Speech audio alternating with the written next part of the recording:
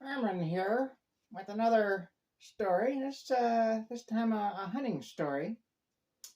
This was by a number of years ago, and I own a sizable bit of property, and so I thought I would take a stroll on my own property hunting for deer, and it was a little bit foggy and dreary that day, so I must have kind of lost track as to where I was on my property. But anyway, I came around this one bend and I saw a brown and I thought, boy, that looks like a deer. That looks like brown for a deer. So I pulled up and shot, and it didn't go down. It stayed right where it was. And I was like, well, that's weird. I was like, well, maybe I hit it and crippled it. Maybe I better pump a couple more in there. So I probably emptied two or three more shots into it, and it still didn't move. I couldn't believe it. I was like, what the world? And I looked again.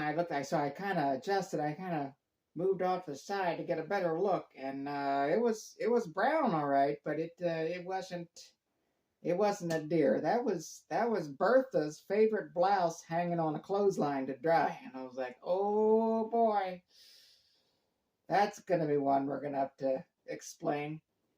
Thankfully, Bertha was away on a hair appointment, so she wasn't there for the commotion, so she didn't see that.